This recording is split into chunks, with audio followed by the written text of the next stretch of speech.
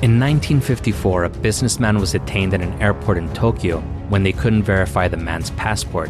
The passport seemed legit, but no one had ever heard of the country that issued it. Just as mysteriously as he appeared, he disappeared without a trace while in a guarded room.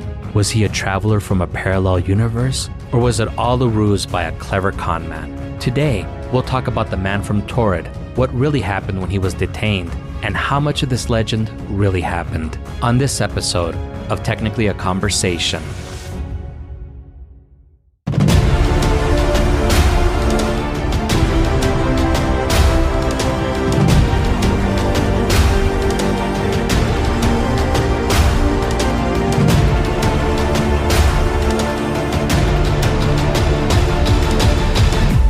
Greetings, you're listening to Technically a Conversation, a podcast where we share an interesting topic or story with each other and hope you find it interesting as well. I'm one half of your host, Jose, and I'm joined today by my lovely co-host, Elena. How are you doing today? I'm doing fine, thanks. How are you? I'm doing good also, thank you. But man, things are so crazy right now. Today is our 42nd consecutive day over 100 degrees. Oh yeah, I know. Our street signs are melting from how hot it is. True story. And they actually look kind of cool. Like they look like you're using the show card Gothic font in Microsoft Word. Yeah.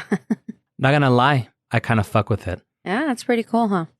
Yeah, it does look really cool. People in Phoenix are getting third-degree burns from falling on the pavement, which is crazy in and of itself. But the question that I have is what's happening in Phoenix that people are falling so much? That's what I was going to ask. Why are people falling over so much over there? They're like purposely tripping to see if it's true. Do I get third-degree burns? Either that or Santos Mareados from like how hot it is. I would say it's that. What's Mareados? Like they're dizzy? Like they're all dizzy? Yeah, dizzy. Yeah. Well, yeah, I mean, the other day we went to Wet n Wild, which is a water park over here, and it was 106 degrees. And in the water, I mean, it felt fine. The water felt warm, and you know what? We were taking lots of breaks and going into the shade and making sure that we were rehydrating. But by the end of the day, I was starting to feel like super sick. I don't know if I was getting like a heat stroke or something. But I was like, no, I don't feel right. I don't feel well. Let's get the F out of here. And as soon as I went into the truck and I blasted the AC, like I was starting to feel better. Yeah, heat strokes are no joke. What it sounds like you had was probably heat exhaustion. Probably. Yeah, it's not too far off from a heat stroke, so you got to be careful. It was the beginnings of.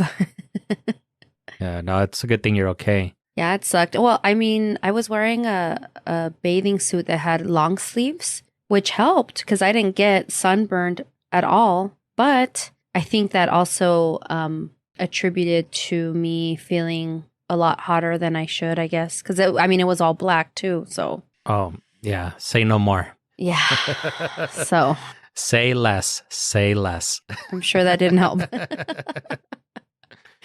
But it was fun. No, it definitely sounds like fun. I always have a good time going. It's just at my age now, like I feel like I don't have the patience for all the other BS associated with it. You know, having to go buy the ticket, having to wait in line, having to go buy food to take with you, having to lug your backpack and your cooler around with you. And with me, it's just me. So nobody helps me like to take my cooler and the bag and the snacks and all the shit that I have. So it's like all that other stuff I think that is just like, yeah, I don't think I can do Wet n Wild, especially not in 106-degree weather anymore. No, yeah, it definitely was not fun towards the end of the night. Or, the end of the day. But Adan had a good time. The baby had a blast. I think Antonio had a good time. But he said that next time he would rather just grill. Because he didn't grill this time. We just took sandwiches and we're like, let's just call it a day and have fun, enjoy the water. But he said next time I think he would rather grill and it keeps him busy besides just getting into the water. Maybe when it's in the 90s, hit me up. Maybe. Who knows when that will ever be. Yeah, well, probably won't be till maybe September. And then by then it's already closed. Yeah, that's the bad thing. Also, I don't know if you noticed that one interview or something that Mitch McConnell was giving, but it seemed like he rebooted while he was in the middle of giving his speech and he just stared blankly into space for 20 seconds I guess while his operating system came back online or something. Acanijos. No, I didn't see that. But I've heard of other celebrities doing that. Yeah, it was the strangest thing. Well, Mitch McConnell's like 90 or some shit. He looks like that cartoon turtle. Like, I don't know if you remember, like it would say like, oh, if you can draw this turtle, then you can go into like some art institute or whatever. Yeah. That's what Mitch McConnell looks like that turtle.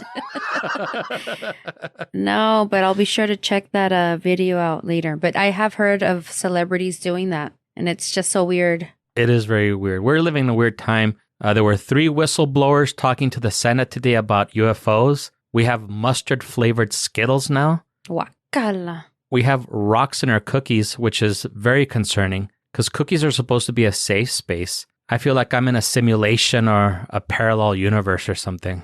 The rocks are in the cookies because they're intentionally being put in, or the FDA is approving that much in there? No, there was a recall because there were apparently rocks that were baked into cookies. Ew. And people were biting into it and like breaking their teeth and shit. What cookies? I don't know about this either. I don't remember. I saw it on the news and I was like, no, don't tell me there's fucking rocks in our cookies now too. No. That's sad. That's my safe space. Chips Ahoy now comes with cookies. I mean, with cookies. Now comes with rocks. Chips Ahoy will now chip your teeth. Right. Okay, yeah. Well, I didn't know about any of this except for the heat and the signs melting. And the mustard-flavored Skittles. I didn't know about that, but I did hear about the whistleblowers. Yeah, it was really weird. It was because they were talking about like, oh yeah, they were using like the Defense Department funds or whatever to like study this shit. And the thing that the senators or whatever were fixated on was like, so you're telling me that they were using funds that were supposed to be used for some defense bullshit were being used to study extraterrestrial things? It's like, yeah. So you're telling me that fund... It's like, all right, you guys are focusing on the wrong thing. Let's go back to... Yeah, the extraterrestrial thing. Yeah. Yeah. It was very frustrating, but surely it was a Republican if they were fixated on the money. True. But I don't know. I was only listening to it, so I wasn't paying as much attention to it as I wish I could have. Right. All right, enough fucking around, Elena. Ready to get started? Ready. Great. Let's get started. Elena, since we're speaking about weird shit and parallel universes, are you familiar with the concept of a parallel universe? I am. Do you believe that they exist? Maybe. I think it's possible. Do you think that it might be possible for our universe to somehow become intertwined with an alternate universe or alternate reality, or maybe for things from another universe to bleed into our own universe? I think it's possible, yes. I think that whole Mandela effect has me thinking that way. Same. I sometimes feel that way when I discover a Mandela effect. That usually will mess with me. Like when I discovered it was Berenstain Bears, not Bernstein Bears. That really fucked me up. Same here. Sometimes I'll wake up in the morning and I feel like everything seems normal, but there will be one thing that just seems off. Something might be spelled differently than how I remember it, or a word that I know and I'm familiar with just seems weird to say or doesn't sound right. Mm-hmm. Now, granted, it's probably early stage dementia and my declining mental faculties, but sometimes I'll wonder, am I in an alternate reality or a parallel universe somehow? And then the next day, it seems like everything is fine again. Everything's back to normal. Yeah, have you ever experienced something like that? Yeah, I feel like that happens to me often. And I know I've told you about deja vu. And hopefully I'm not having mini strokes or whatever. But sometimes I feel like it must have already happened in another, like an alternate universe or something. And this is why this seems so familiar to me. I don't know. It's weird. Yeah, I don't get deja vu that much anymore. I remember feeling it more when I was younger, but sometimes it'll be just with weird words. Like I remember one time, what was the word? It was advisor. I could have sworn that it was spelled ADVISOR, but then when I put it in spell check or something, it said that it was wrong, that it was ADVISER. And I was like, huh, I could have sworn like my whole life it was ADVISOR, and then it seemed like I thought it was OR too. Yeah, and then a different time that I typed it OR, it didn't give me the misspelled thing in Word, so I just thought it was really weird. Maybe it's like gray and gray where it's AY and EY depending on what part of the world you're in. Or how sassy you're feeling that day. Yeah. También. Yeah, I interchange EY and AY all the time. So today we're going to talk about a man who might have been from a parallel universe. The following is from a Next Shark article by Carl Sampson, link in our show notes. In July of 1954, a businessman named John Zegras arrived at the Haneda airport in Tokyo. He handed the authorities his passport, but something didn't seem right. The documents appeared legitimate and had stamps from all the countries he had visited, but the passport was issued from a country named Taured, which the authorities had never heard of. When asked where the country was located, he stated it was in Europe between France and Spain. The authorities asked him to point it out on a map, which he confidently did, but the map said Andorra. Zegras became upset and stated that Taured had existed for over 1,000 years and couldn't believe the authorities had never heard of it. Not knowing what to do, the authorities put the man in a local hotel while they figured out how to handle this. His hotel room had been several floors up, locked, heavily guarded, and had no balcony. Despite all the precautions, when the authorities went to get him the next day, he had vanished without a trace. Who was this man from Taured? Could he have been a traveler from a parallel universe? We're going to dig into this. But first, Elena, are you familiar with this story? Yeah, I think I'm pretty sure I've heard of this story unless I'm confusing it with a different one. But I mean, not only could it be a parallel universe, it could also be a time traveler. Or is that the same thing? No, it's not the same thing. I don't think it's ever been proposed that he was a time traveler. Like he was dressed in like clothing that seemed from that century or whatever? Yeah, everything seemed appropriate, and even the passport seemed like it was legit. Just the only thing is that they had never heard of that country. Okay. So what are your thoughts so far about the man from Taured? Kind of a weird story, right? Yes, and very interesting for sure. So you think that maybe he might be a time traveler? I mean, that was my first thought, that he could have been a time traveler. But, I mean, I don't know. I guess a time traveler could sort of also be a parallel. No, I guess they're not one and the same, but they're sort of similar. Sort of. I know you haven't heard the last episode that I did on John Teeter. Oh, no. But he is a time traveler. And he said that every time that he traveled in time, it kind of created like almost like a parallel universe. So maybe, who knows? Okay. You want to know the craziest part about this story? Yes. John Zegras is a real person. Okay. So we're going to discuss the facts of the story during the second half of the show. But before we get to that, let's talk about parallel universes a little bit. Yes, let's. According to a Space.com article by Vicky Steen and Daisy Dobrijevic, the multiverse theory isn't just science fiction reserved for Star Trek, Spider-Man, and Doctor Who. Real scientific theory supports the case for parallel universes mirroring our own. The many worlds theory proposes that every time one state or outcome is observed, there's another world in which a different quantum outcome becomes reality. And this continues to branch out instant by instant into infinite alternatives. Those alternate universes are completely separate and unable to intersect. So while there might be uncountable versions of you living life that's slightly or wildly different from your life in this world, you never know it. An example of this is that in one reality, my reality, I put on the first t-shirt I grabbed from my closet and my life continues going down the same sad and wretched path it has been. Ay, cálmese. That's the current Jose that's talking to you right now. In another reality, I actually stop and think about what I'm going to wear, and I put on the crypto shirt that looks super cute on me. In that reality, things are almost the same, but maybe I had a little bit more self-confidence. In a different reality, I wear the same super cute crypto shirt, someone compliments me, giving me more self-confidence, and I finally muster up the courage to talk to that cute girl that I've had my eye on for a while. And the possibilities just branch out more and more. In one reality, her and I get married. In another reality, she breaks my heart and tosses me on the street with the rest of her garbage. In another reality, I get struck by lightning, die, and break her heart. In a different reality, I get struck by lightning and become the Flash, except hopefully less toxic and repellent than Ezra Miller. Yes, hopefully. The theory with John Zegras is that he is from such a parallel universe. An example of this would be like if Flash Jose kisses Iris goodnight and goes to bed. When he wakes up in the morning, he's no longer in Central City, Iris never existed, and he's now in Sunland Park and doesn't know why or how he ended up there. Some physicists believe that even though things can continue to branch out, eventually you'll hit a point where things will start to repeat because the building blocks of matter can only arrange themselves a certain amount of ways before it's not you. So eventually those building blocks of matter are going to end up repeating, and there will be another version of you that will be identical down to what you had for breakfast this morning. This is making my brain hurt.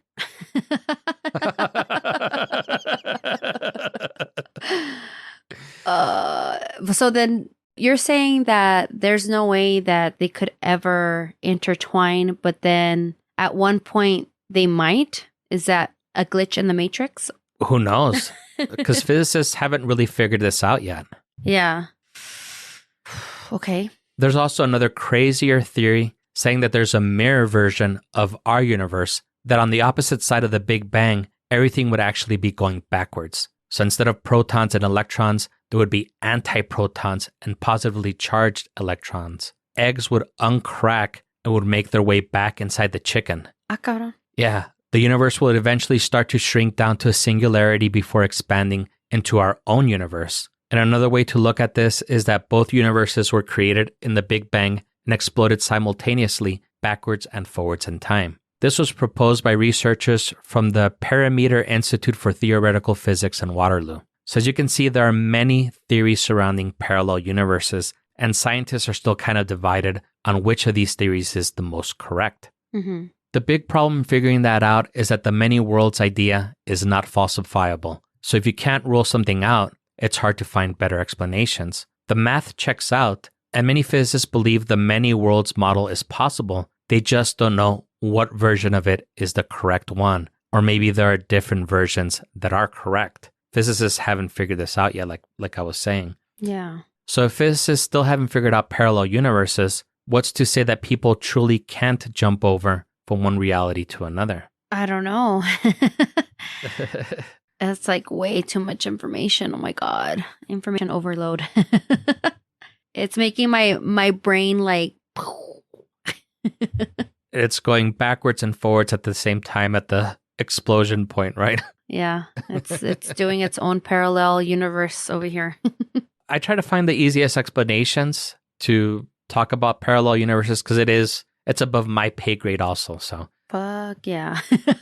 It's a hard concept to wrap your mind around, especially because it's all theoretical and there really is no way to prove it. I know that when physicists do the math, like the math adds up and it's like, yeah, this is totally possible. And many physicists are on board and they're like, yeah, this is a thing, but it's just, there's no way to prove it. Right. They have observed it, and I'm just going off of script here. I'm not sure if it's with protons or neutrons or something, but they have noticed that they'll try sending a neutron, and like when you get down to the quantum realm, like they'll send it and it'll return before it's even sent. Or they'll find that same neutron that's in two places at the same time. And those are like the type of things that like physicists are like, we don't understand how this is possible. So yeah, it's really hard to wrap our heads around that. Wow. Yeah. Quantum physics is really crazy. Yes. So now that we have an understanding of how insane and crazy parallel universes are, let's take a quick commercial break and continue our story of John Zegras, the man from a parallel universe. But wait, do we have an understanding? Well, we have an understanding of how crazy and insane they are. Yeah, that is for sure. For sure. We might not understand all the concepts, but we do understand that it's super crazy and it's not science fiction anymore. Yeah. It's something that a lot of physicists do believe in. Woo. So let's go ahead and let our brains relax a little bit. Yes. And take a quick commercial break. Let's.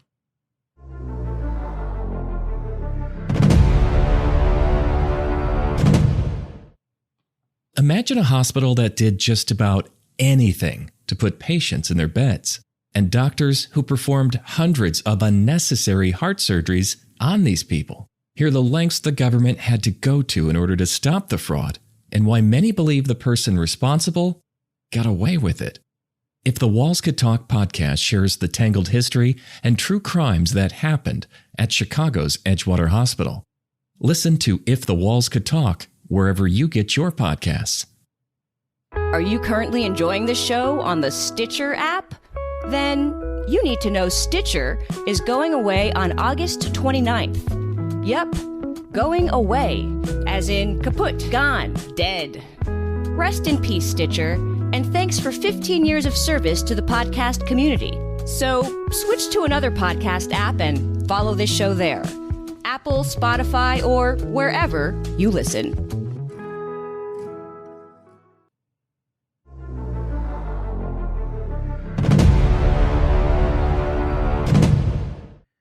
And we're back. We're back. Did you travel to any parallel universes during our break? I don't know. I might have. I know my brain felt like it did.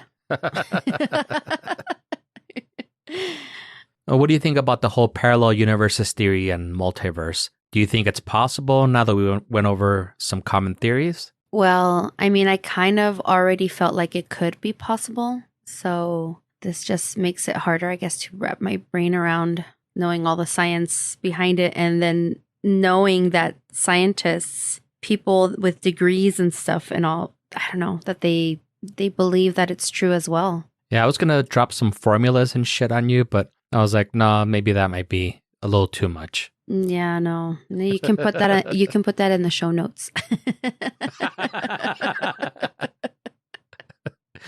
Well, I will have the space.com article that I referenced in the show notes. Cool. So do you think that John Zegras could be from such a world?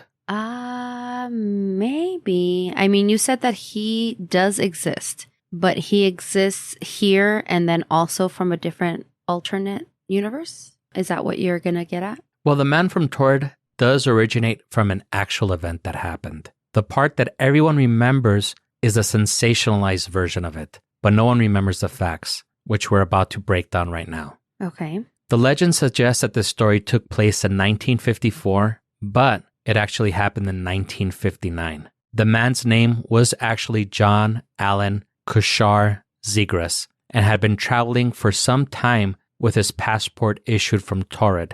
According to an article in a Vancouver newspaper, The Province, Zegras claimed to be an intelligence agent in Tamanrasset, the capital of Taured, south of the Sahara. Taured is spelled almost like the legend, but two letters are transposed, but it's unknown if this is down to it just being a spelling error or if it was an actual different place. Being that he was a quote-unquote intelligence officer, he was pretty much treated like royalty anywhere that he went. He had even invented his own language. Next Shark expands on the story and states that even though he had managed to trick other countries, his scam ended in Japan when he was convicted of illegal entry and fraud in April of 1960. The crazy thing is that he would have gone away with it like a Scooby-Doo villain if it wasn't for those mangy Japanese and Zegras' own greed. He had actually traveled to Japan with his wife, who was from Taipei, Korea, and it wasn't until he cashed some forged checks to cover the costs of their stay that everything came to light. A Tokyo judge sentenced Zegras to 1 year in prison, and this is where the story takes a dark turn. So trigger warning, I'm going to mention self-harm, so if you need to, you might want to skip about 10 to 15 seconds. Zegras took out a piece of broken glass that he had hidden in his mouth and slashed his arms. He was rushed to a nearby hospital, and that is the last that we know of him. It's believed that he served the remainder of his sentence, but they kind of implied that there were really no records of this. We also never found out who he really was or where he really was from. Some people seem to think he was from Algeria due to him mentioning the passport was issued in Tamanrasset, which is actually a province in Algeria, but this is just a theory. It was reported that his wife was repatriated to Korea, but it's unknown what really happened. What do you think of the story? So they didn't have records of when he was released from the hospital. They don't have records of if the wife would have been repatriated back. I mean, I know it's the 50s, but it's not that old. Well, there's records of him being rushed to a nearby hospital. Yeah, but there's no other records. What happened to everything? That's the last that we know of him. And footage? I don't think there would have been footage in 1960. Yeah, probably not. But yeah, we know nothing else. After he was rushed to the hospital, we know nothing else. And we know nothing else about his wife. That's so weird, though. You would think there would be records of him being released, going back to jail or not, or maybe he died, death certificate, unless there's some kind of a cover-up. Yeah, nobody knows. And nobody knows his true identity either. That's weird. It is very weird. But it's strange that the true story is just as weird as the actual legend, right? Yeah, very much. So when do we get to the part where he shows up and then they put him in a hotel and all that? Well, no, that's the part of the legend. Oh, okay. Yeah, in the legend, they put him in a hotel room. The next day, he's mysteriously gone.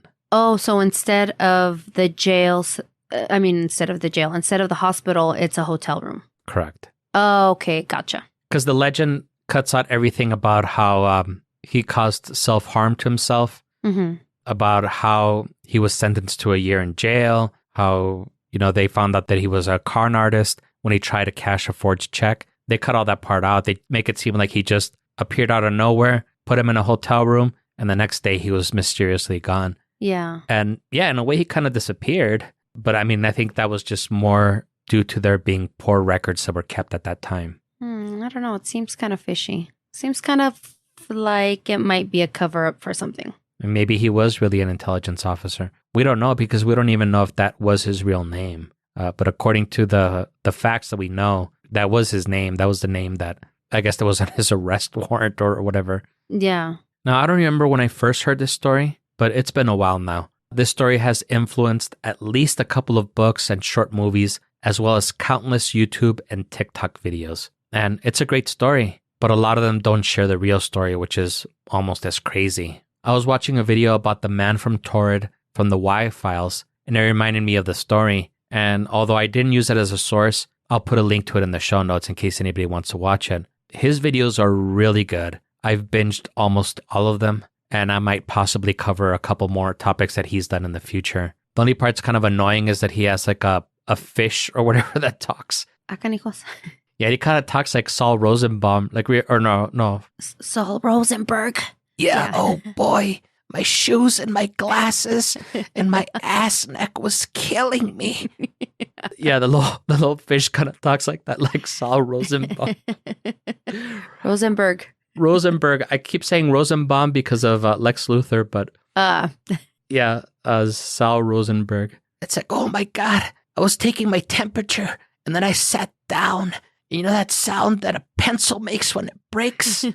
Oh my God, my ass is going crazy. I don't know what to do.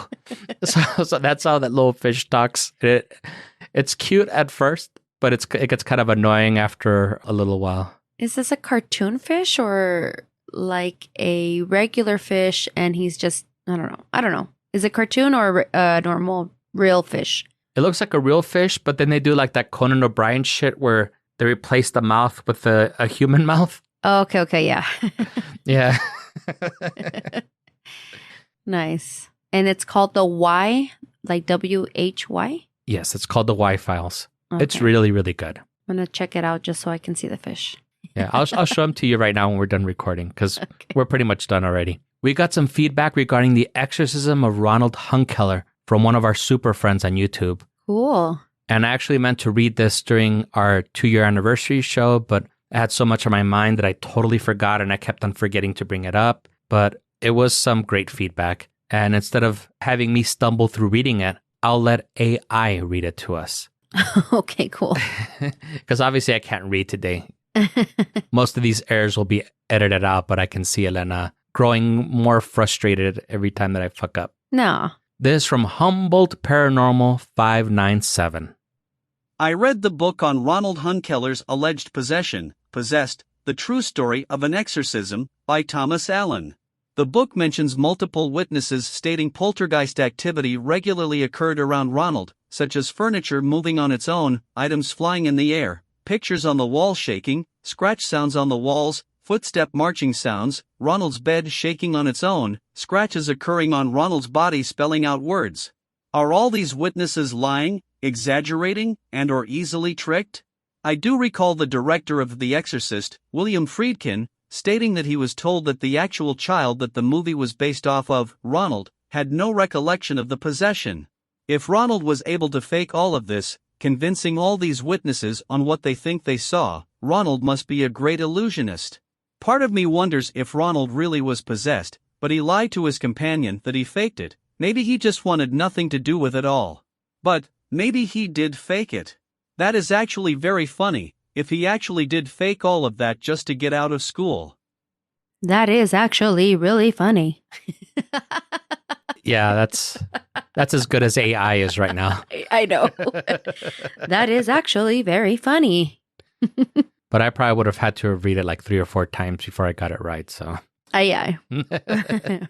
so I did reply to him and I let him know that sadly Ronald is no longer alive. So we really can't ask him. And one of the priests that was around during the time of the exorcism did state that he felt like Ronald was making the whole thing up. And I told him that I don't remember his name anymore since we recorded this episode a while back. But I did look it up when preparing the script for this episode, and it was Reverend Schultze that suspected Ronald was making the whole thing up. Also, the guy that wrote the actual journal that all the other stories are based off wasn't around in the very beginning. So all the documentation about all the weird shit that happened while at Ronald's house were all third-party accounts. He never personally witnessed it. So Humboldt Paranormal 597, thank you so much for listening and sending us your thoughts. We appreciate you. Thank you. And we actually have gotten a lot of comments on YouTube. And while I do reply to all the ones that aren't trolls, I'm going to start reading some of them, or maybe have our AI friend read some of them. And maybe it'll inspire more people to write in. You should use the Saul Rosenberg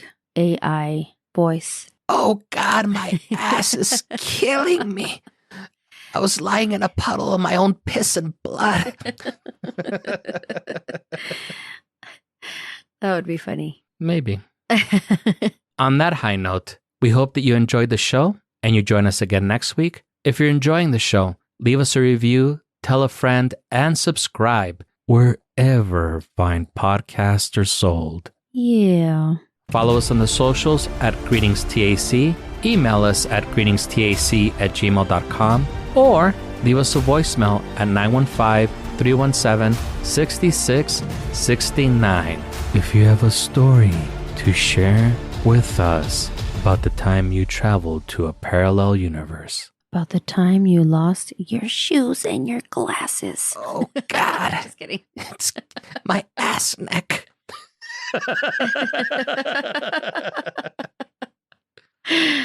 Oh, no. I hope we don't get canceled. No, I didn't say anything fucked up. Anything that they would really say. No, I know. I know.